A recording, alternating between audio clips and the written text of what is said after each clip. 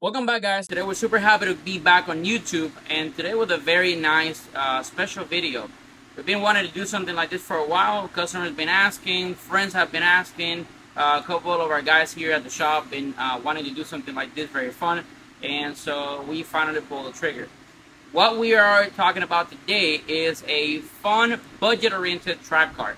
As you know, our 2023 G87 M2 is not necessarily budget oriented. It costs a lot of money to get a car like this, just about 60 to 70,000 to get the car by itself. And then you got to think about suspension, tires, sometimes even wheels, brakes, etc., and a lot of other stuff to get the car ready for track. But we were kind of in the time, we're ready for more power on the car. We recently added a stage 2 clutch. We put drag racing tires or drag radial tires in the back. And so we're going to do a couple of events here coming up. But in the meantime, I was left with no car. And I was like, well, you know, we've been talking about a budget-friendly track car. Why don't we just go and find something that is affordable and that we can show you guys that there is a car out there for you guys at a decent budget, and you can still service the car and get it ready for the track. It doesn't have to be a race car, but there's a lot of sport cars out there that you can buy that are, I don't know, 20, 25 years old, 15 years old. They're fun enough for you to get around the track and to get to learn to drive. Manual, I would suggest to go manual. But again, we're going to show you guys the car that we chose. It's a very fun car. I already had the opportunity to put it on the track, and it really performed a lot better than I expected. It was very well balanced, very nice, and I think it has a lot of potential. So without further ado, let's take a look. And here it is, guys. This is a 2004 Chrysler Crossfire. The beautiful thing about this car is that it came with a 3.2 V6 NA from Mercedes.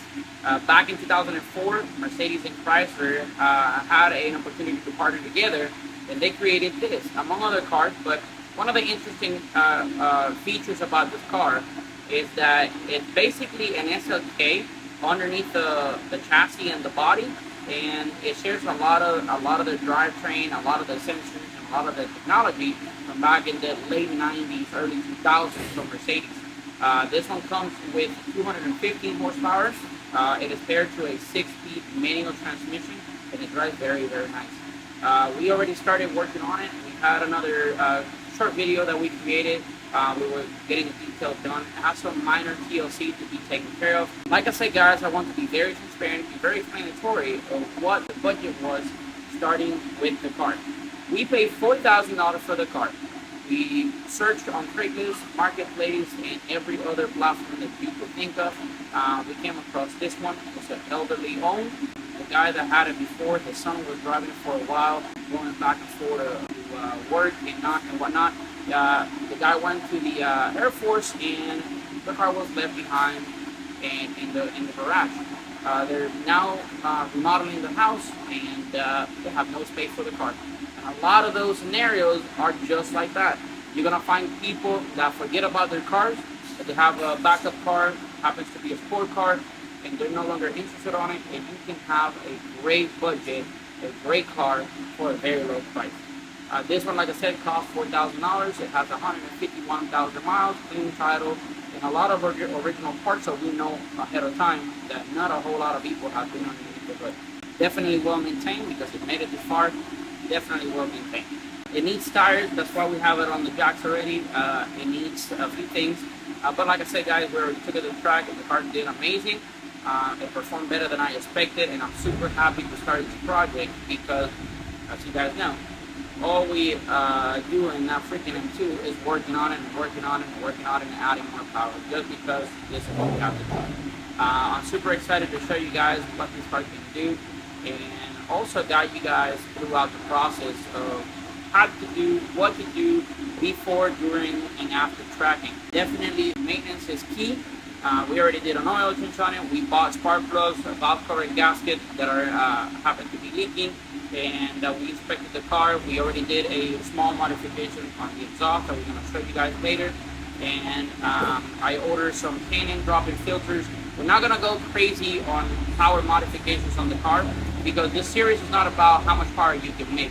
We already have a powerful car, but we're looking to have fun on the track with something that you can buy and lightly modify and maintain and go back to the track as often as you can. Track days are sometimes expensive, sometimes they're really affordable. You know, budgeting mine is always a good idea. Let me show you guys the engine, so come and take a look.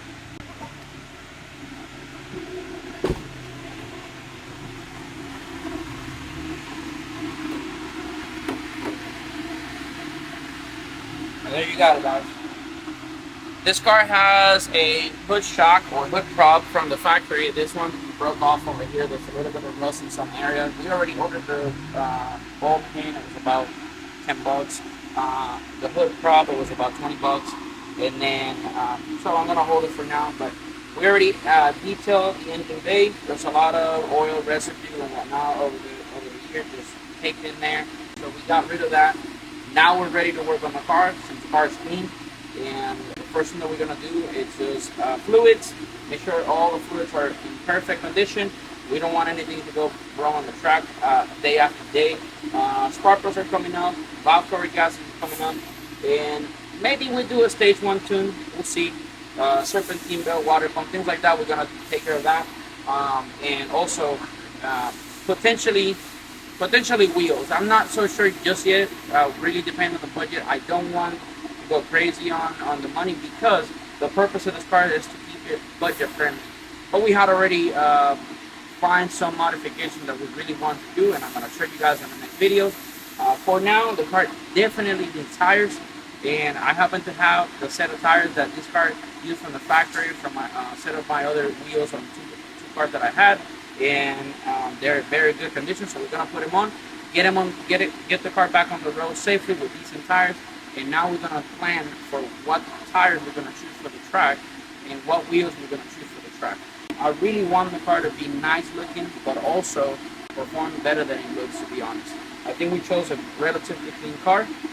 This edition has a red interior, which is pretty nice, and a lot of good things about the car. Really good on fuel economy, really decent power on the track. Since, like I told you guys, we already tried this thing on the track, and the 250 horsepower that the car has to offer are plentiful if you have the opportunity to learn the lines on the track and how to take corners like a pro. I'm not pro, but I tried to. I'm gonna show you guys the wheels, the tires that we're gonna be putting on right now, and as we go along the build, we're gonna show you guys the part that we chose and how you can have us aside of you, giving you the guidance and budgets to build something like this, and allow us to show you that it is possible to build something nice on a budget. Definitely don't believe in used tires, but these tires come out of my set of wheels, so I know exactly when I got them, exactly where they come from. And for now, we're just gonna repurpose the tires. I had 2 new tires that I've been keeping here. They're kind of odd size for the front, but they're also good tires. They're pretty, so I'm gonna be putting those on the front. These are gonna last me maybe a track day or two, and they're done. While I decide what wheels, if I put new wheels, and definitely what tires I choose for the track. But let's get this going.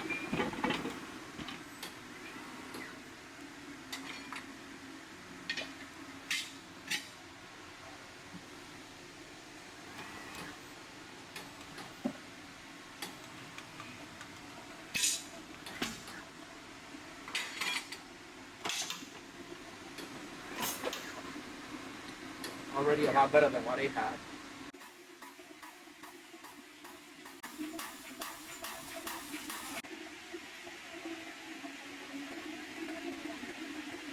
It is worth noticing, so the car comes with 265 3519 on the rear. I really want to have a little bit more on the back on the car, so we're going to jump to 275 3519. Also, the price of the 275 tire series is a lot more affordable than the 265 because a lot more cars utilize this size. This one happens to be the front tires of my first wheels with the M2.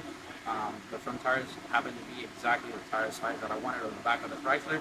So we're gonna use these for now, but I'm trying to decide what tire I'm gonna be putting soon. I think we're gonna go maybe with a Nito or a Pirelli. I'm in between the two. I've been trying both of the tires, and I really like the Pirelli PZ4. I'm very comfortable with those on the track. So maybe that's what I put on it. But for now, we definitely need tires. If this happen to be here, so we're gonna have them installed. The front ones are gonna be Pirelli. We're gonna keep them stock on the sides on the front because there's not a whole lot of room for better fitment on the front. So let's see how we do about that later in a later video. But I think we're gonna put a little bit of a spacer on the hub, and we're probably gonna have a size up on the tire on the front since I want to have a little bit more grip on the corners. But I think these tires are gonna be just fine for now.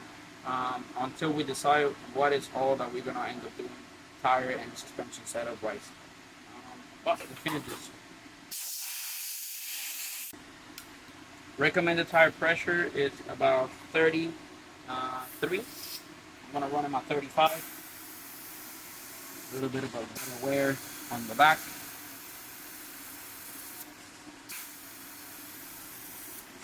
There it is, 35.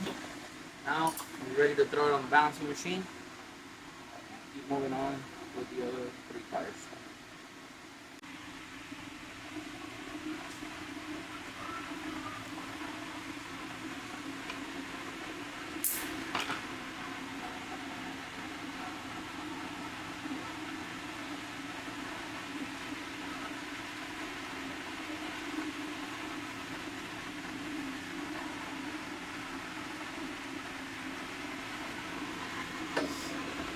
I noticed there's a slight bend on the wheel.